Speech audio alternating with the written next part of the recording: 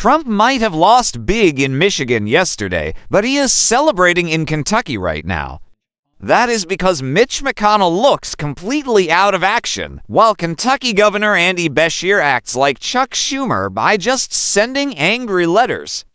But with both sides criticizing McConnell, is Beshear actually being weak here? Or is Trump playing a basic game while Beshear plays a smart strategy? McConnell's staff shared another photo on Monday to show he is fine, which everyone made fun of. But today, Governor Beshear sparked a huge debate by mailing McConnell a new letter. He told him to either prove he can work or step down immediately. Surprisingly, even Republicans are agreeing with this idea. Take a look. Say, I'm calling on you to directly and verbally address the people of Kentucky and provide proof to your campaign to serve, of your capacity, rather, to serve or resign. Does Mitch McConnell need to get on board with that? I mean, we do live in an era, right, where it is very easy for you to snap a video. Here I am. I'm moving. I'm talking. I'm doing all the things. That's not happening. No. And it should. I think every American wants more transparency. Even the Republicans of Kentucky would like it. I'm not saying Mitch McConnell is lying or being deceitful. I just think he should be more forthright and put out a quick video. And the left has plenty to say on the matter as well. He sent a blunt letter to McConnell, and we have a portion of it. He says, I am addressing this letter to Senator McConnell under the assumption that he is capable of reading and responding verbally, not incapacitated by means of consciousness or cognition. As governor of the state you serve, I am calling on you to directly and verbally address the people of Kentucky and provide proof of your capacity to serve or resign. He also sent a letter to Leader Thune as well. Do you agree with how Beshear is handling this? Should he perhaps, as the ambassador said, cut him some slack? Well, I think many of his colleagues would cut him slack because they work with him. But McConnell works for the people of Kentucky. So does Andy Beshear. They do have a right to have a senator. And, you know, Thomas Jefferson said this at our founding. When a person assumes a public office, they become a public trust, right? They become public property. And McConnell owes us that kind of disclosure. By the way, for people who don't know him, I do. Andy Beshear is like one of the nicest, kindest people I've ever met in this business. He's not a horrible flamethrower like me. He's actually a really decent, kind person. So for him to be saying that, it must be very, very grave. And we should know that. I will also note I'm very glad Senator McConnell has good health care. Taxpayers pay for it. He opposes that health care for those same taxpayers. I'm glad he has medical leave. He opposes that for taxpayers. It's the only job in the world where the hired help gets better benefits than the owners. So, it is totally obvious that Mitch McConnell cannot finish his current term at all. But why is Governor Beshear waiting so long to pick someone new? The reason is quite simple.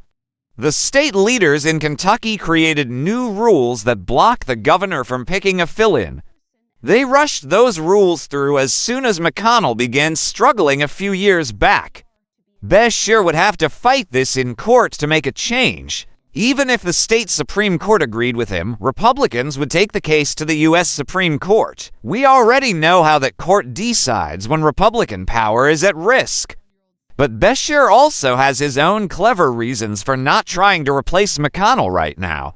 So while Trump thinks his plan is working, Beshear sees things very differently. Check this out. I understand it correctly that August 3rd is a key deadline here, that if Mitch McConnell continues in this capacity through the 3rd, then you will not have an opportunity to name a replacement until an actual election is held. There's an argument out there that's a date where I could not later call a special election. And for those that are really pushing this... Will you challenge that? Well, a lot of those that are pushing this are online and I think are under the impression that a Democrat in Kentucky might be able to win that election. It's been since 1992 that we have had a Democratic senator in Kentucky. You mentioned a lot of missed votes. I want to point out some other missed votes that might not be a bad thing. He hasn't been there to vote on the SAVE Act, which would tear voting rights away. He hasn't been there to vote to support this war in Iran that this president started and shouldn't be continuing. He's not there to vote for a potential replacement of a Supreme Court justice to continue a court that would tear down the Voting Rights Act. So listen, when you look at some of this, a vacancy, not having Mitch McConnell show up, isn't necessarily a bad thing, because he certainly doesn't show up to help the American people. For Governor Beshear, this whole situation is just another clear example of Trump completely failing to do the math. Think about it this way: with Mitch McConnell missing from the Senate floor, the Republicans are short by one critical vote.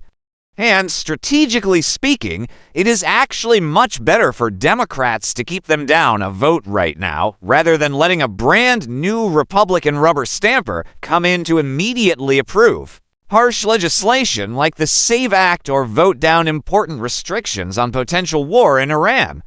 Unsurprisingly, this whole maneuver shows Republicans once again trying to cheat the system and get away with it.